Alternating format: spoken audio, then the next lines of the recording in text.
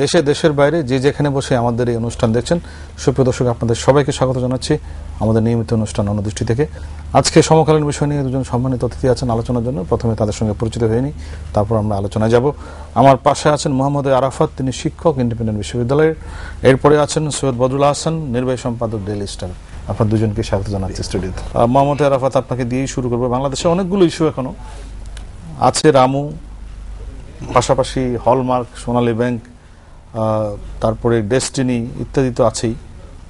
সবচেয়ে বড় হচ্ছে এখন এই মুহূর্তে বাংলাদেশে হিন্দু সম্প্রদায়ের সবচেয়ে বড় উৎসব, শারদীয় উৎসব শুরু চলছে। আর কদিন পরেই আবার ঈদ, তার কদিন পরেই আবার প্রবারণা পূর্ণিমা বৌদ্ধদের।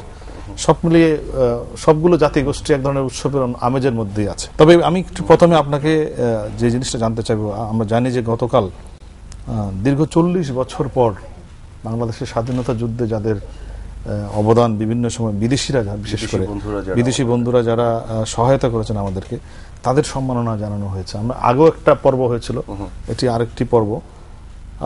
আমি প্রথমে এই বিষয়ে আপনার একটু মন্তব্য চাই। যে সম্মাননার যে বিষয়টি বললেন, এখানে আমি যদি বলতে চাই, দেখুন, আমি আজকে ভাবছিলাম যে আমাদের এই দায় মুক্তি পেতে 40-41 বছর লেগে গেল। মানে আজকেও যারা কথা বলেছে তারা কিন্তু অশ্রু সজল হয়েছে, আবেগ তাড়িত হয়েছে। তারা মুক্তিযুদ্ধের সেই সময়কার কথা ভেবে এক্স্যাক্টলি, এবং তারা তাদের প্রত্যেকের বক্তব্য শেষে জয় বাংলা বলেছে এবং খুব আবেগের সাথে বলেছে। সেটাই তো মুক্তিযুদ্ধের স্লোগান। অ্যাবসলিউটলি। তো এই যে আবেগের জায়গাগুলি ছিল, যে আমাদের বন্ধুরা, তাদেরকে আমরা এতদিন লাগলো, আমাদের কেন লাগলো, এটা খুব ডিপলি চিন্তা করেছে। আমি এখানে আপনাকে খুব ব্লান্টলি কোনো যে সো কল নিরপেক্ষতার অবয়বে না বলে একবারে সত্যিকার অর্থে যেটি আমার ফিলিং, সেটি শেয়ার করতে চাই। বাংলাদেশে 75 পরবর্তী সময় সামরিক শাসন আসলো। তারপরে দেখেন, আওয়ামী লীগ একটি তৃণমূল থেকে উঠে আসা একটি দল, যার নেতৃত্বে মুক্তিযুদ্ধ হয়েছে, এটি তো ঐতিহাসিকভাবে সত্য। কিন্তু আজকে আওয়ামী লীগকে প্রতিদ্বন্দ্বিতা করতে হচ্ছে এই সামরিক শাসনের মধ্য দিয়ে গজিয়ে ওঠা কিছু দল, যেগুলো মেইন স্ট্রিমে চলে আসছে। আজকে কি সব দায়িত্ব আওয়ামী লীগের? তারা আমি ফ্র্যাঙ্কলি দেখেন বলছি যে মুক্তিযুদ্ধের নেতৃত্ব দিয়েছে তারা। আজকে এসে আমি বলি, শ্যামলদা, আপনি দেখেন যুদ্ধাপরাধের বিচারটা কিন্তু এই এতদিন দীর্ঘ সময় পরে এসে আজকে আওয়ামী লীগ শুরু করেছে। এই সম্মাননা দেওয়ার বিষয়গুলি আমার মনে হচ্ছে কেন আগের গভর্নমেন্টগুলি করতে পারেনি, আওয়ামী লীগও আগে কেন? এটা মনে হয় আসলে আওয়ামী লীগেরই। এই কারণেই আপনি যদি জিনিসটাকে এইভাবে দেখেন যে মুক্তিযুদ্ধের নেতৃত্ব দানকারী দল হচ্ছে আওয়ামী লীগ, কিন্তু 75-এর যে পট পরিবর্তন, সেটি কিন্তু পুরো মুক্তিযুদ্ধের বিরোধী শক্তি আবার ক্ষমতায় আসা। এক্স্যাক্টলি। ফলে সেই ধারাবাহিকতা ছিল তো প্রায় অনেক দিন, 90 পর্যন্ত, 90, 91, 96-তে আপনি জামাত মন্ত্রী হয়ে গেছে Bangladesh. This is new reality. আমি ওই জায়গায় দাঁড়িয়ে আজকে আমাদের নতুন প্রজন্মকে যেটা আমি খুব শক্তভাবে এবং পরিচ্ছন্নভাবে বলতে চাই, আজকে আমরা যে ইকুয়েট করি আওয়ামী লীগ এবং বিএনপি বা জামাত বিএনপি যে জোট, এবং একটা ডেমোক্রেটিক ইকুয়েশনসের মধ্যে এই ইকুয়েট করার জায়গা থেকে আমাদের বুঝতে হবে আজকে যুদ্ধাপরাধে বিচার করতে হবে আওয়ামী লীগকে। আরেকটি যে দল আছে তার কোনো দায়িত্ব সম্ভব না, সেটা তাদের পক্ষে সম্ভব না। মুক্তিযুদ্ধের যারা আমাদের বন্ধু, তাদেরকে সম্মাননা দিয়ে দায় মুক্তি করতে হবে আওয়ামী লীগকে। আরেকটি যে দল আছে তাদের এটা কাজ না। আপনি দেখেন, ইভেন ইন্ডিয়া বাংলাদেশ দ্বিপাক্ষিক সম্পর্কের ক্ষেত্রে আনডিমার্কেটেড বর্ডারের যে সমস্যাটি, যেটি 47 সালে, সেই সমস্যার সমাধানের জন্য এটা টেবিলে রেখে আলোচনা শুরু করতে হবে আওয়ামী লীগকে।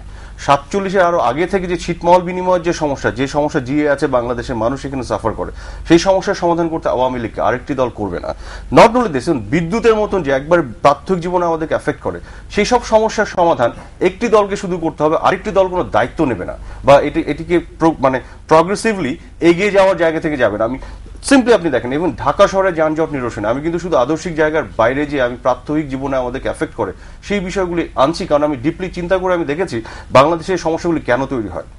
এবং আপনি দেখেন, আজকে ঢাকা শহরের ফ্লাইওভার তৈরি বলেন, রাস্তা তৈরি বলেন, সেগুলো যেন একটি দলকে তৈরি করতে হবে, আরেকটি দলকে একটি গলিও তৈরি করতে হবে না।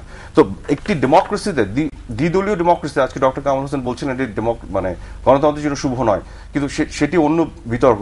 আমার কথা হচ্ছে, যদি কাছাকাছি প্রগ্রেসিভ দুটি পলিটিক্যাল পার্টি না থাকে এবং কাছাকাছি ভাবে দেশের জন্য চিন্তা এবং কাজ না করে, তাহলে কিন্তু দেশ বারে বারে পিছিয়ে যাবে, এবং পিছিয়ে যাওয়ার কারণ হচ্ছে এগুলো। এবং আজকে এই প্রজন্মের একজন মানুষ হিসেবে আমি আপনাকে একটি কথা খুব স্ট্রংলি বলতে চাই, সেটা হচ্ছে আমরা কিন্তু মুক্তিযুদ্ধের পক্ষ শক্তিকে সরকারে দেখতে চাই, শুধু এতটুকু বলে আমাদের থামলে হবে না। আমরা বিরোধী দলেও দেখতে চাই মুক্তিযুদ্ধের সব পক্ষ শক্তিকে। আমরা বাংলাদেশের প্রত্যেকটি দলের মধ্যে। আপনি কি মনে করেন এই দায়িত্বগুলো একা আওয়ামী লীগই পালন করছেন, না অন্যান্য সরকারের আমল হয়েছে? সাংবাদিক হিসেবে আপনি কিভাবে দেখেছেন? আরাফাত যেটা বললেন, কথাটা ঠিকই বলছে, আওয়ামী লীগ আসলেই দায়িত্বটা মনে তাদের হয়। কিন্তু আমার যেটা দুঃখ লাগে যে অন্যান্য যে দল আছে, মূল বিরোধী দলের কথাই যেটা বলছি, তারাও তো বহু বছর ক্ষমতায় রয়েছেন, তারা কিভাবে, তাদের উৎপত্তি কিভাবে হয়েছে এটা আমরা সবাই জানি, কিন্তু তারপরও বলবো তারা ক্ষমতায় ছিলেন এবং এসেই তারা মুক্তিযুদ্ধের কথা বলেন, সবকিছু বলেন, কিন্তু এই কাজগুলো তারা করেনি আগে। তো আমরা করলে এখন যদি তারা এগিয়ে আসে, এই যে একটা একটা একটা স্পৃহা যে তৈরি হলো, এই যে আজকে যে গতকালের যে অনুষ্ঠানটা হলো, আমাদের বিদেশি বন্ধুদেরকে আমরা সম্মান দেখালাম, এর আগেও দেখিয়েছি। তো আমরা আশা করব যে ভবিষ্যতে যে দলই ক্ষমতায় থাকুক না কেন, আওয়ামী লীগ থাকুক বা যে দলই থাকুক, এরা এসে সেই যে ৭১-এর যে আমাদের যে চেতনাটা ছিল, মূল চেতনা বাঙালি জাতীয়তাবাদ, যে জয় বাংলা স্লোগান নিয়ে আমরা যুদ্ধ করেছি, এটা যাতে আমরা একসাথে বলতে পারি এবং এগিয়ে নিয়ে যেতে পারি। কিন্তু তারপরও তো অনেক রাজনৈতিক বাস্তবতা থেকে তাই বলে আমরা তো দেখেছি এই মৌলিক ইস্যুগুলো তো কিন্তু না, পার্টিগুলোর মধ্যে দ্বিধা বিভক্তি আছে। মানে আপনি তো রাজনৈতিক দলগুলো একই না, যেমন যেটা বিশ্বাস করে না, যেমন বাঙালি জাতীয়তাবাদের কথা বললাম, অন্যদিকে বিরোধী দল তাদের বন্ধুরা বলছেন বাংলাদেশি জাতীয়তাবাদ। এখন বাংলাদেশি জাতীয়তাবাদ এমন একটা আইডিয়া দেওয়া হয়েছিল তখন, আপনি ঘুরিয়ে ফিরে দেখেন, আমি যেটা সবসময় বলে থাকি যে এটা ঘুরিয়ে ফিরে যতই ওরা অস্বীকার করুক না কেন, সেই যে কোনো এক সময় একটা দ্বিতত্ত্ববাদ একটা ছিল, টু নেশন থিওরি ছিল, ঘুরে ফিরে দ্বিজাতীয় তত্ত্ব যেটা ছিল, তো ওই ইয়েতেই ঘুরে যাচ্ছে। তো এখন সেই ক্ষেত্রে তারা কতটুকু আসবে, আমাদের যেটা বিয়ে হবে যে আমরা আগামীতে যারা অসাম্প্রদায়িক শক্তি, সেকুলার ফোর্স, ৭১-এ যারা যুদ্ধ করেছে, যুদ্ধ দেখেছি, এবং বিএনপিতেও যারা আছেন, যুদ্ধ করেছেন কিন্তু বর্তমানে বিএনপিতে আছেন, তো তারাও তো জানেন যে যুদ্ধটা কি হয়েছিল, কার নামে হয়েছিল, কি নেতৃত্বে হয়েছিল, কি উদ্দেশ্যে হয়েছিল, ওগুলো যাতে আমরা আবার পুনরায় উদ্ধার করতে পারি, এটাই চেষ্টা হবে। এখন ওদের থেকে আশা করা যে ওরা একই লাইনে কথা বলবেন, এটা একটু দুরূহ, কিন্তু আমরা আশা করবো যে আমরা একটা। আমি আরো অন্যান্য প্রসঙ্গে যাব, বিশেষ করে অনেকগুলো ইস্যু আছে, রামুর প্রসঙ্গ আছে, এই নিয়ে সরকারি প্রতিবেদন, বিএনপির প্রতিবেদন আমরা দেখতে পাচ্ছি, এগুলো নিয়ে পরস্পর বিরোধী, পাশাপাশি আরো হলমার্ক সহ অন্যান্য ইস্যুগুলো। তবে আগে একটু টক শো নিয়ে টক শোতে আলোচনা করতে চাই। যে আমি আপনার একটা লেখা পড়েছি, let's talk about talk show, এবং সেখানে বাংলাদেশের টক শো এই মুহূর্তে একটা আলোচনা সমালোচনার জায়গায়। আমরা দেখতে পাচ্ছি সরকারের একটু সেন্সিটিভিটিও আছে। সরকার প্রধান যিনি আছেন, মাননীয় প্রধানমন্ত্রী, তিনি অনেকগুলো মন্তব্য করেছেন এই টক শো সম্পর্কে। ওভারঅল আপনি কিভাবে দেখেন এই টক শোর কোনো ইম্প্যাক্ট কি আছে আদৌ, নাকি এটি গতানুগতিক চলছে, নাকি এর কোনো রকম অবদান আছে, বা এটি আসলে থাকার দরকার আছে বা দরকার নেই কিনা? না, দরকার অবশ্যই আছে, দরকার। আর বিশেষ করে এই জন্য আছে যে আমাদের দেশে তো সেই যেভাবে আমরা গণতন্ত্র দেখতে চাই, সেভাবে তো যে পার্লামেন্টারি গণতন্ত্র, পার্লামেন্টে প্রায় দেখা যায় 1991 সাল থেকে প্রায় ক্ষেত্রেই যারাই বিরোধী দলে থাকেন না কেন, তারা সংসদে বসে যান না। তো যার ফলে টক শো একটা গুরুত্বপূর্ণ একটা প্ল্যাটফর্ম হয়ে যায়, এটা হয়ে যায়। তো মূলত জিনিসটা খুবই ইতিবাচক। কিন্তু আমি যেমন আমার লেখাতে আমি লিখেছি, কতগুলো ক্ষেত্রে আমার যেগুলো আছে যে টক শোতে মাঝে মাঝে দেখা যায় এমন কথাবার্তা হয়, এমন আলোচনা হয় যেগুলো খুব একটা, যারা আলোচক বৃন্দ আসেন তারা খুব একটা বেশি গভীরে যেতে চান না। এবং আবার অনেক ব্যক্তি, আমার যেটা আপত্তি থাকে যে অনেক ব্যক্তি আছেন যারা এমন সব সরকারের সাথে তারা জড়িত ছিলেন বা ওই সরকারের অধীনে চাকরি করেছেন, সামরিক সরকার হোক বা কেয়ারটেকার সরকার হোক, যখন দেশে আপনার ছিল, ইমার্জেন্সি ছিল, তো ওরা যখন এসে আমাদেরকে আবার গণতন্ত্রের কথা বলে, তখন আমার একটু পীড়াদায়ক মনে হয়। তারপর দেখে যাবে এখন আমার কত ভালো কথা করেছে, এই রিপোর্ট বেরিয়েছে, আমরা অস্বীকার করছি না যে দেশে ইয়েটা আছে, এই ধরনের কাজকর্ম চলছে, কিন্তু কি ভিত্তিতে তারা এটা করছেন এবং যারা করছেন তাদের ব্যাকগ্রাউন্ডটা কি, তারা কি ছিলেন, তারা কোন সরকারের অধীনে চাকরি করেছেন, কোন কেয়ারটেকার সরকারে তারা সদস্য ছিলেন, এইগুলো সব কিছু ভেবে চিনতে যাতে আমরা একটা বিষয় আসতে পারি। তো এই ক্ষেত্রে টকশোগুলো, যেমন টকশো যদি এই ধরনের ব্যক্তিদেরকে নিয়ে আসি, আপনারা যখন নিয়ে আসেন, তো একটু ওদেরকেও জিজ্ঞেস করা যে আপনারা তো ভূমিকা আছেন, যেমন একজন মানে প্রাক্তন কেয়ারটেকার অ্যাডভাইজারের সাথে আমার কয়েক বছর আগে একটু টেলিফোনে কথা হলো, তো ওনাকে জিজ্ঞেস করেছেন যে আপনি যখন দায়িত্বে ছিলেন প্রাইমারি স্কুল টেক্সট বুক ছাপা হয় নাই, তো এতগুলো ছাপা হয়নি, এখন এই নতুন সরকার এসে, এই আওয়ামী লীগ নির্বাচিত সরকার এসে করছে, তা আপনার কি মন্তব্য? তিনি আমাকে ফোনে বললেন আমি ব্যাপারে কোনো কথা বলতে চাই না, তো রেখে দিও। তো আমার কথা হলো, আপনি তো সরকারে ছিলেন, একটা দায়িত্ব পালন করছেন একদিকে, কিন্তু এই দায়িত্বটা পালন করে এটা আপনি রেখে গেলেন, এতগুলো মানে লক্ষ লক্ষ টেক্সট বুক ছাপা হয়নি, পরে সেই সরকার এসে করলো। স্ববিরোধিতাটা আছে, আমি অনেক জ্ঞান দিচ্ছি টক শোতে এসে, কিন্তু নিজে যখন দায়িত্বে ছিলাম তিনি তখন কিন্তু দায়িত্বটা আমি পালন করিনি। আমার যদি রেকর্ড ক্লিন না থাকে আমি কেন আরেকজনকে উপদেশ দেবো? আমার কথা very important question, very very important. আমি এটা একটু আপনার কাছে জানতে চাই যে আমার নিজের রেকর্ড ক্লিন না।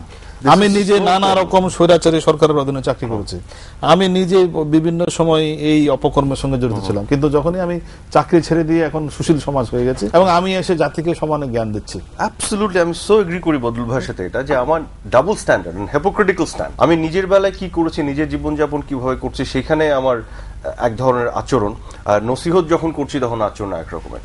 অনেকে আছেন পাওয়ার সেক্টর নিয়ে খুব কথাবার্তা বলে বেড়ান, যারা কিন্তু পূর্ববর্তী গভর্নমেন্টের সময় বিভিন্ন দায়িত্বে ছিলেন এবং দায়িত্ব থেকে কিছুই করতে পারেনি। এই করাপশনের সময় তারা প্রতিবাদ করে রেজিগনেশনও দেননি, আজকে আবার টকশোতে যে অনেক বড় বড় কথা বলছেন এবং বেশিরভাগ কথা ভ্রান্ত।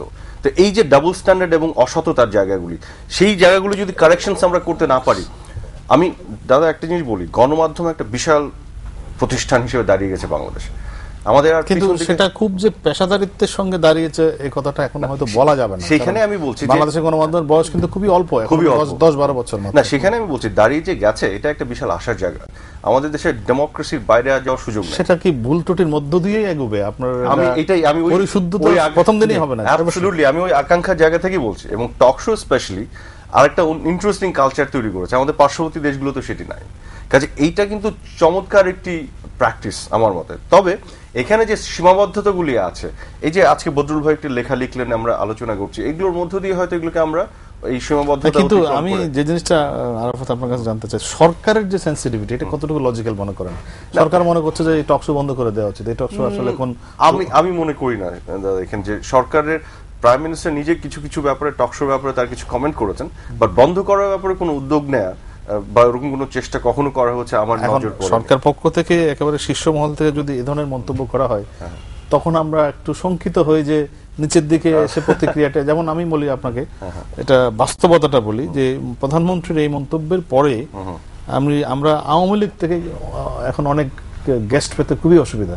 হ্যাঁ, এটা হচ্ছে তারা মিসকমিউনিকেশন, আসতে চান না, তারা মিসকমিউনিকেশন। তারা মনে করছেন প্রধানমন্ত্রী বলেছেন যে মধ্যরাতে যারা শীত কাটে তাদের সঙ্গে এই টক শো ওয়ালাদের তুলনা করা যায়।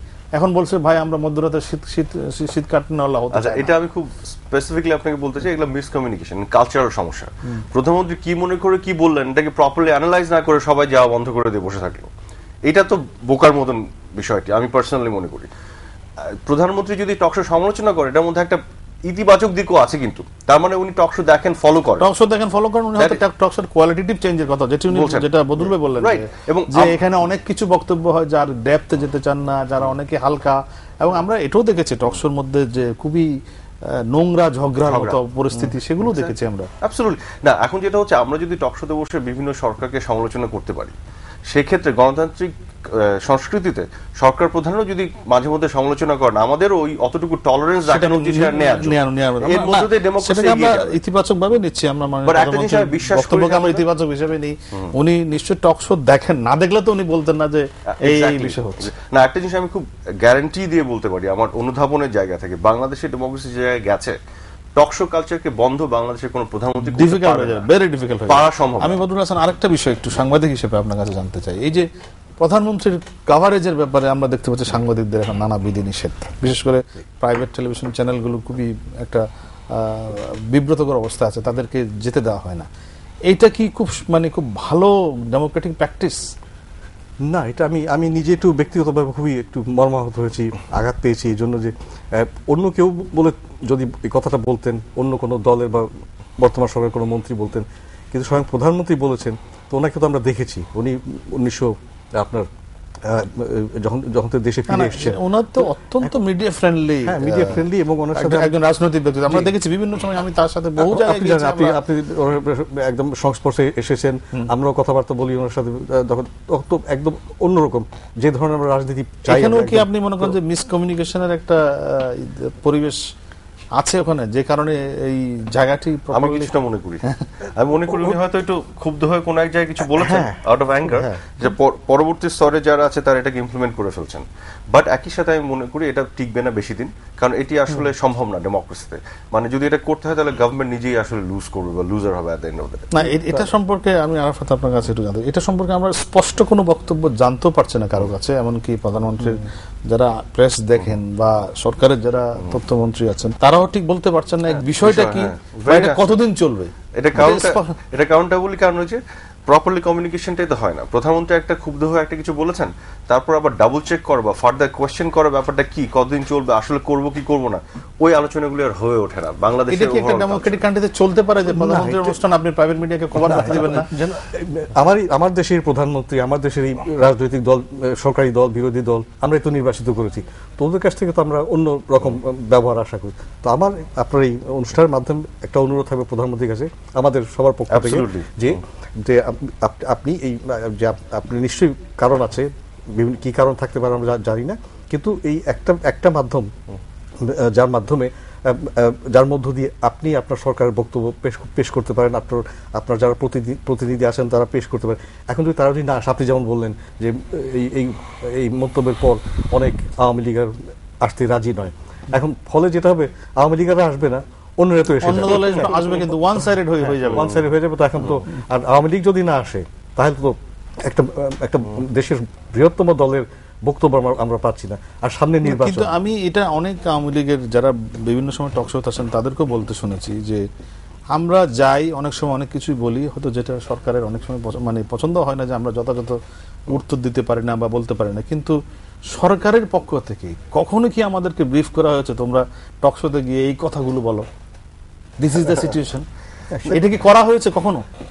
Not that I know of, মানে আমি জানি না এরকম করা হয়েছে। এই যে বিদ্যুৎ পরিস্থিতি, এর পরিস্থিতিটা আগে এই ছিল, এখন এই আমরা এইটুকু কাজ করেছি, আগামীতে এখানে নিয়ে যাব, এই যে ইস্যুগুলো জনমানুষকে প্রতিনিয়ত বিব্রত করছে এবং যেগুলো নিয়ে আওয়ামী লীগের বক্তারা খুব হিমশিম খেয়ে যায় উত্তর দিতে, কিন্তু তাদেরকেও কি প্রপারলি ব্রিফ করা হয়েছে কখনো যে তোমরা এই কথাগুলো বলবা, তোমরা এই পরিস্থিতি আমরা এইভাবে পেয়েছি? বাইরে থেকে কথা শুনে যতটুকু বুঝি এরকম ব্রিফ করা হয়েছে বলে কখনো মনে হয়নি, কারণ তাহলে তারা they would be on the same page, consistency থাকতো কথার মধ্যে, মানে এবং তাদের কথার মধ্যে যথেষ্ট জ্ঞান গরিমার রিফ্লেকশন আমরা দেখতাম। তো অনেক ক্ষেত্রে এটা মিসিং দেখি, যে জায়গা থেকে কনক্লুশন টানতে পারি আসলে এরকম কোনো ইনিশিয়েটিভ কখনো হয়নি। বাট আমার মনে হয় এই চলার পথে এই জায়গাগুলো থেকে শিক্ষা নিয়ে এই ধরনের ইনিশিয়েটিভ নেওয়া যেতে পারে, তাহলে হয় কি আওয়ামী লীগ। আপনি যদি বলেন যে টক শো এখন একটা বাস্তবতা, অফকোর্স, এবং তার জন্য আপনার সৈন্যবাহিনীকে তো ইকুইপ করতে হবে। অ্যাবসলিউটলি। আপনি কি মনে করেন? আমার এখানে দুটো পয়েন্ট আছে। একটা হচ্ছে যে আপনি যেটা বলেন যে ব্রিফিং এর কথাটা, হ্যাঁ, যারাই আসুক, বিশেষ করে সরকারি দলে যারা আসেন, এমপি হোক বা মন্ত্রী হোক, তো তাদেরকে পুরোপুরি ব্রিফিংটা নিয়ে আসতে হবে। যেমন আমরা ইদানিংকালে যে মার্কিন রাষ্ট্রপতি নির্বাচনে যে আমরা প্রত্যেক 4 বছর পর ডিবেট করে দেখি, যে তাদের যে প্রার্থী যারা থাকেন তাদের ফ্যাক্টস এন্ড ফিগার্স হাতে এত নখদর্পণ থাকে, তো সেই ধরনের ব্রিফিং নিয়ে আসতে হবে, এটা একটা কথা। আর দ্বিতীয় কথা হচ্ছে এই যেহেতু আওয়ামী লীগ সরকারি দল, সরকারি দলের সমালোচনা সবসময় শব্দ। আমি একটু উদাহরণ দিই আপনাকে। ধরুন এখন 4-5টা ইস্যু আছে, আমি যদি বলি হলমার্কের ইস্যুতে, কিংবা ধরুন ডেস্টিনি ইস্যুতে, কিংবা রামুর ইস্যুতে, এই 4-5টা বেশি, যেমন টিএবি ইস্যুতে, আমি আসবো এই ইস্যুটা নিয়ে আপনাদের কাছে। এই 4-5টা ইস্যুতে what is the government stand? Hallmark ব্যাপারে সরকার কি বলতেছে, সরকার কি কি পদক্ষেপগুলো নিয়েছে, বা সরকার কতখানি ইনভলভ? আমরা অনেকেই বলি ধোঁয়াশার মধ্য থেকে, এবং বক্তারাও বলেন আরেক ধোঁয়া থেকে, আর কেউ বলেন, অপোজিশনরা বলেন রাজনৈতিক উদ্দেশ্য থেকে, কিন্তু সরকারি দলে যিনি থাকবেন তাকে তো ফ্যাক্টস এন্ড ফিগার দিয়ে বলতে হবে। অ্যাবসলিউটলি। কিন্তু আর দ্য ইকুইপড যে ফ্যাক্টস এন্ড ফিগার? আপনি রাইট একটা পয়েন্টটা ধরেছেন আসলে, ওই যে ওদের ইকুইপড করাটা, রাইট ইনফরমেশনটা পাঠিয়ে অ্যাভেলেবল করাটা, দ্যাট ইজ ভেরি ইম্পর্টেন্ট। আপনার কি মনে হয় এটা কার দায়িত্ব হতে পারে? না, আমি তো মনে করি যে এটার জন্য একটা মেকানিজম ক্রিয়েট করা দরকার। অ্যাজ আই সেড, দেখেন এই কালচারটা তো এখন বাস্তবতা তো স্বীকার করবেন, রাত 12টা বাজলে বাংলাদেশের 26টা চ্যানেলে এখন টকশো শুরু হয়। অ্যাবসলিউটলি। পত্রিকার অ্যানালাইসিস থেকে শুরু করে নানা রকম টকশো শুরু হয়, এবং কোটি কোটি লোক এটার দর্শক। এখন দিস ইজ এ রিয়েলিটি। এখন আপনি এটার সাথে কোপ করবেন কি করবেন না সেটা আপনার সমস্যা, কিন্তু but you have to do something, নাহলে আপনি পিছনে পড়ে যাচ্ছেন। আমি সেটাই বলছিলাম যে এখন এই যে নতুন বাস্তবতায় নতুন চিন্তা করতে হবে, নতুন উদ্যোগ নিতে হবে। এখন পলিটিক্স কিন্তু আপনার মানে কি বলবো এটাকে ইভলভ করে, বিকশিত হয়, এটা পরিবর্তিত হয়। এবং পলিটিক্স একটা সায়েন্সের মতন, কাজে এই যে নতুন বাস্তবতায় নতুন রাজনীতিটা করতে হবে, নতুনভাবে রিসার্চ করা, নতুন মেকানিজম ক্রিয়েট করা, সবার কাছে ইনফরমেশন পাঠানো।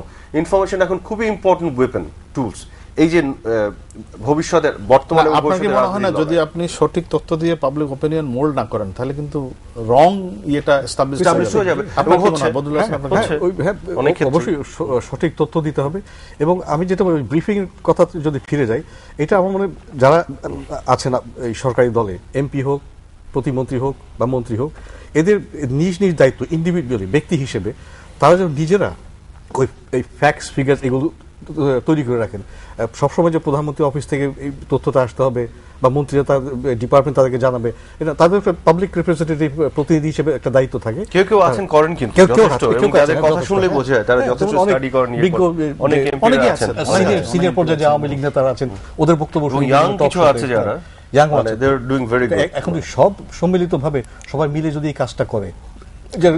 যেমন আমি একটা প্রসঙ্গে বলি যে টিআইবির প্রসঙ্গে সরকারের রিয়াকশনটা আমরা, তারা বলছেন, অনেক সাংসদই বলছেন যে এটা সরকারকে মেলাইন করার জন্য বা এমপিদেরকে মেলাইন করার জন্য, ডেমোক্রেটিক প্রসেসকে মেলাইন করার জন্য এটা করা হচ্ছে। এবং তারা অনেকেই নানা রকম মন্তব্য করেছেন, এমনকি সুরঞ্জন সেনগুপ্ত বলেছেন স্পিকারের নেতৃত্বে তদন্ত কমিটি করার জন্য সরকারের তথ্য মন্ত্রণালয় থেকে ফ্যাক্টস ফিগার চাওয়া হয়েছে টিআইবির কাছে। এই বিষয়টা কি আমি একটু আপনার মতো জানতে চাই যে এখন এটা কিভাবে এটা সমাধান হতে পারে? টিআইবি রিপোর্ট সম্বন্ধে আমার নিজেরও কতগুলি ব্যক্তিগত প্রশ্ন আছে। তো এরা কিভাবে এই রিপোর্টটা করে, কজনকে তারা সার্ভে করেছেন?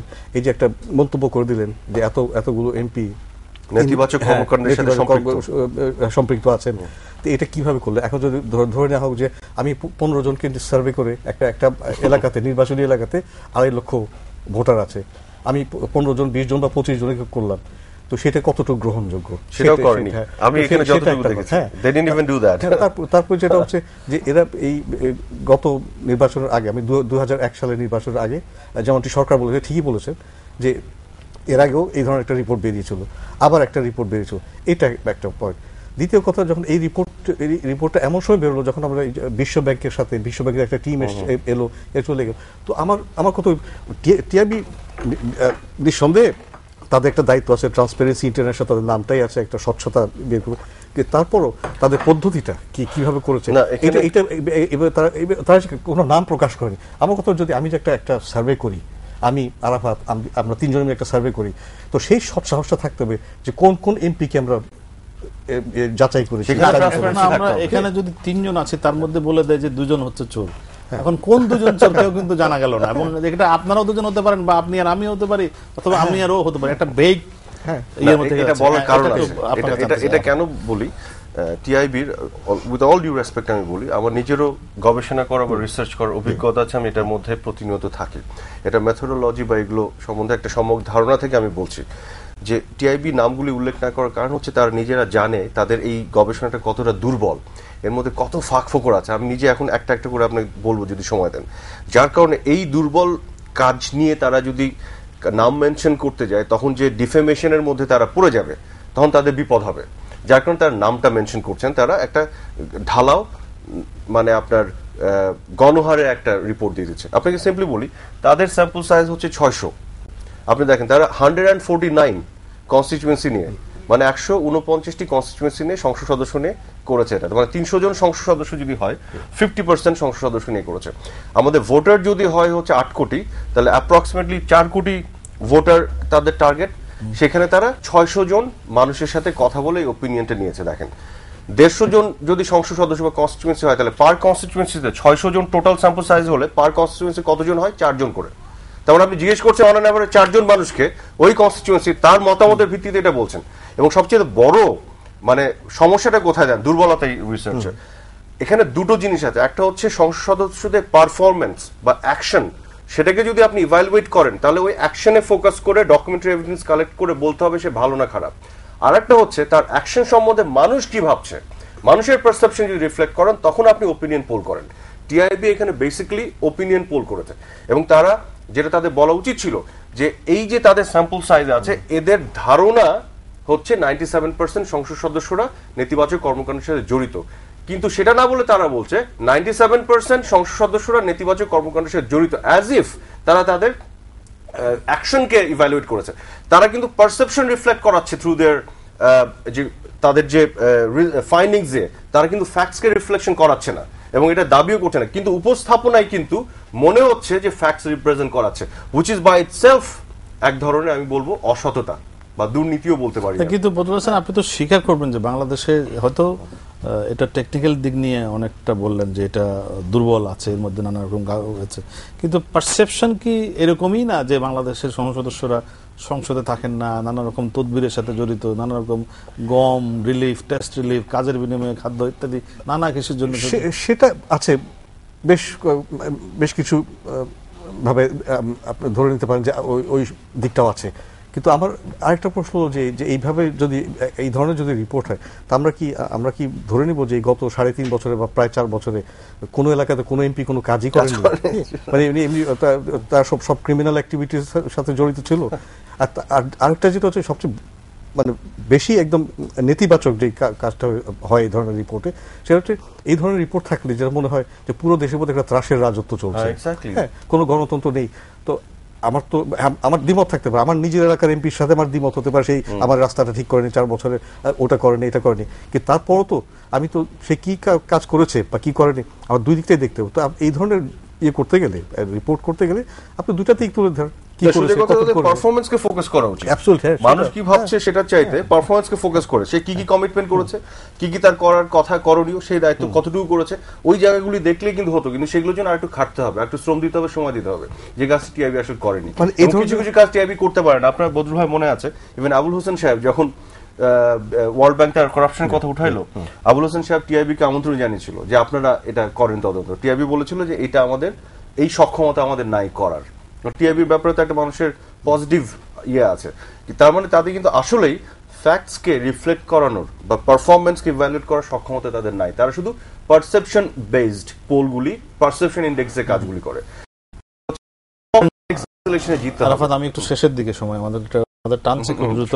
আমি যে প্রসঙ্গটা দিয়ে শুরু করেছিলাম সেটা দিয়ে একটু শেষ হতে, রামুর প্রসঙ্গটি, এটি খুব দুর্ভাগ্য যে আমরা পরস্পর বিরোধী রিপোর্ট, আওয়ামী লীগের তো রিপোর্ট নেই, সরকারের যে রিপোর্ট সেটি এক ধরনের রিপোর্ট, অন্যদিকে বিএনপির রিপোর্ট, বিএনপি নিজে মওদুদ আহমদের নেতৃত্বে একটা রিপোর্ট করছে, এটা একেবারে উল্টো।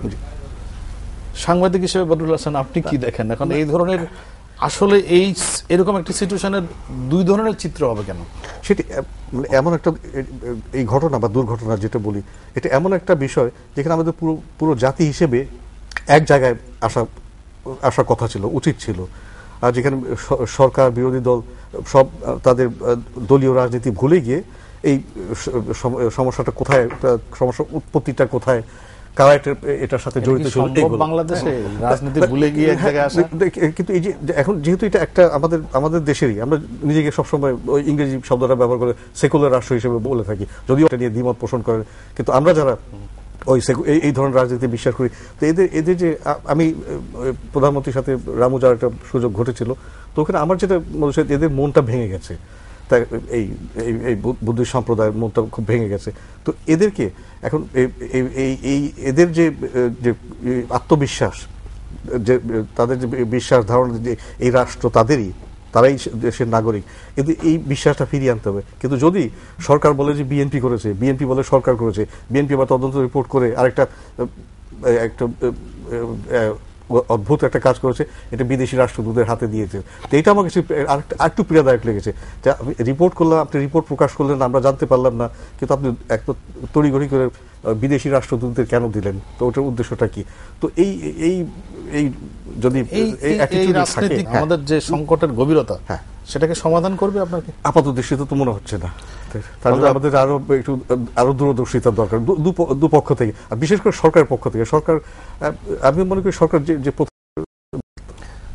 আপনাকে একটা কথা বলি, দেখেন এই যে গভীরতার কথা বললেন, সমস্যাটার মুখে যদি আমরা দেখি তাহলে কিন্তু এই সমস্যার রুট কজ আমরা বুঝবো না। এটার গভীরতা বলেছেন, গভীরে যে একবার শিকড়ে যেতে হবে।